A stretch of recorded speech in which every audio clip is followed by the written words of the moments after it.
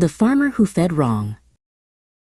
Every morning, Farmer Bayo watched his pigs with a heavy heart. He fed them daily with all he had, a sack of cassava peels and a little PKC. But they remained thin, their ribs showing like a sad song. "I work so hard," he sighed, "but my pigs don't grow fat. What am I missing?"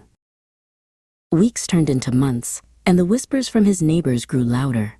"Bayo feeds his pigs, but they still look weak," they muttered. The words stung him like 1,000 bees. He felt a knot of shame and frustration tighten in his chest. "I cannot keep wasting money and time," he said to himself, his voice trembling with a new resolve. "I must find the right way." One crisp morning, Bayo heard a rumor of a farmer far away whose pigs were the envy of the land. With a small bag of hope and a determined spirit, he set off. The journey was long, but the thought of a solution kept his feet moving. He was on a quest to save his farm and his heart.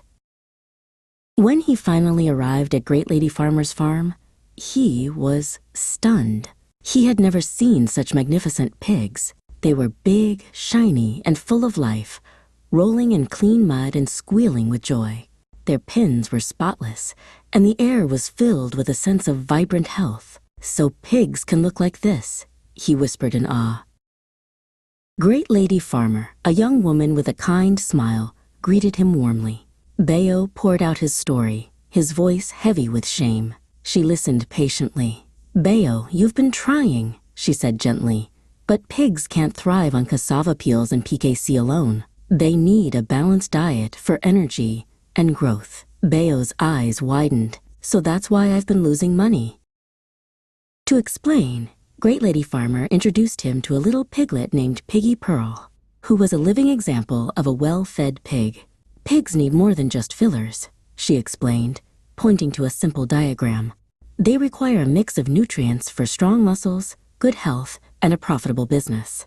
Piggy Pearl squealed happily, as if to agree.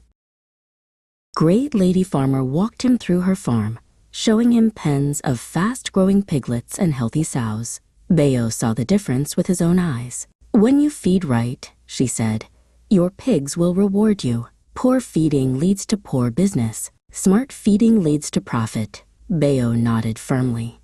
"I want to change. Please show me the way."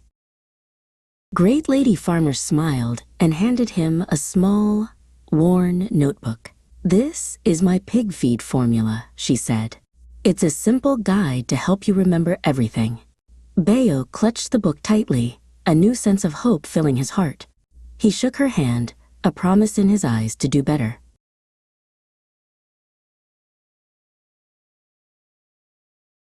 Back home, Bayo immediately put his new knowledge to work. He followed the guide, kept meticulous records, and provided clean water daily. The change was slow, but soon his pigs became stronger, heavier, and more attractive to buyers.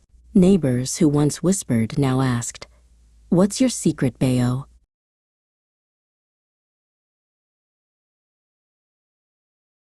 Bayo smiled, a proud and happy farmer. "I visited Great Lady Farmer," he said, "and I finally learned to feed smart." His pigs, once a source of worry, were now a source of pride and profit.